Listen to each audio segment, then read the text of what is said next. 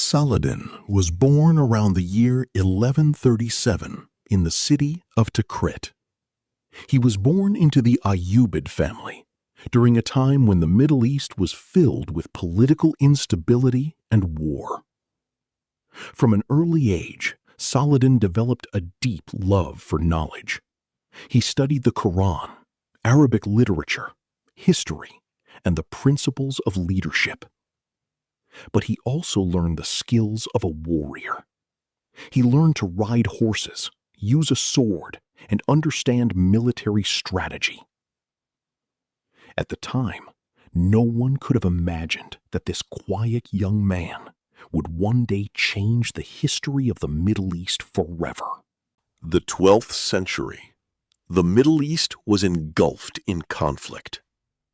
The struggle for Jerusalem had divided the world, while Crusader armies and Muslim rulers fought for control of the Holy Land.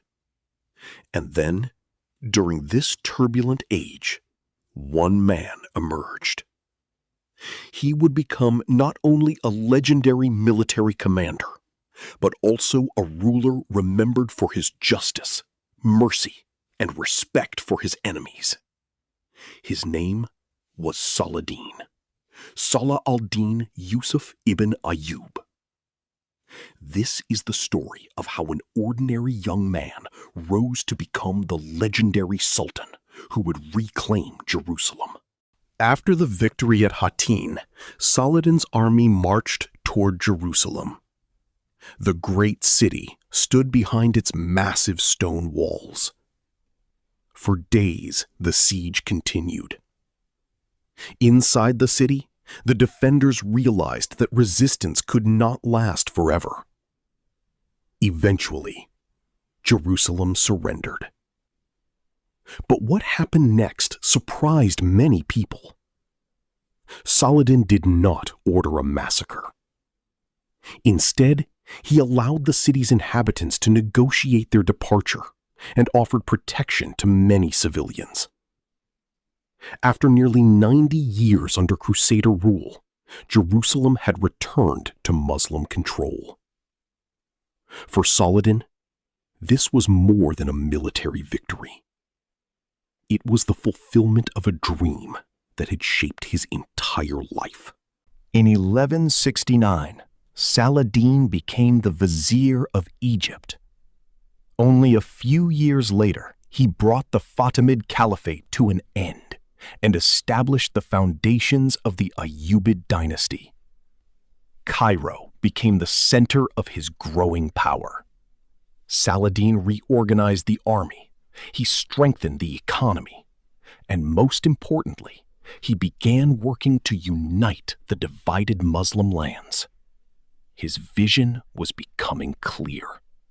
He wanted to create a strong and united state, capable of confronting the Crusader armies.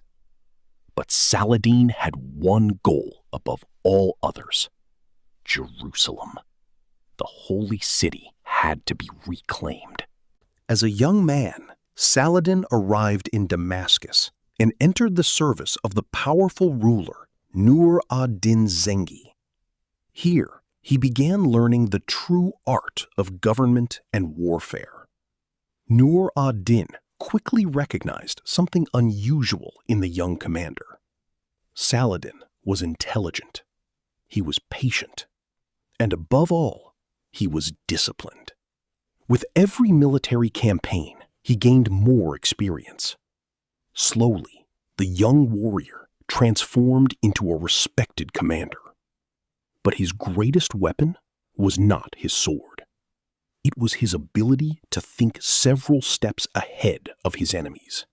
The year was 1187. Near the horns of Hattin, one of the most important battles of the medieval world was about to begin. Saladin understood that the Crusader army had a weakness: water. He maneuvered his forces in a way that separated the Crusaders from their sources of water. Under the burning Middle Eastern sun, the Crusader soldiers became exhausted and desperately thirsty. Then Saladin attacked. Thousands of cavalrymen moved across the battlefield. Archers surrounded the enemy. Dust filled the air. The Crusader army began to collapse. The victory was decisive. And suddenly, the road to Jerusalem was open. Saladin was more than a warrior. He was also a ruler, administrator, and patron of knowledge. He supported scholars. He established religious schools. He ordered the construction and restoration of important buildings. And he provided assistance to the poor. Saladin believed that power came with responsibility. His reputation for generosity and justice spread far beyond the lands he ruled. Even some of his enemies wrote about his courage, discipline, and sense of honor. For Saladin, victory was not simply about defeating an enemy. A true ruler had to know how to use power wisely. The loss of Jerusalem shocked Europe. Soon, the Third Crusade began. Among its leaders was one of the most famous warriors of the age, Richard the Lionheart, King of England. Richard and Saladin became legendary rivals. Their armies fought several major battles across the Holy Land. Yet something remarkable happened. Despite being enemies, the two commanders developed a deep respect for one another. Their rivalry was not simply a struggle between two armies. It was a confrontation between two extraordinary military leaders.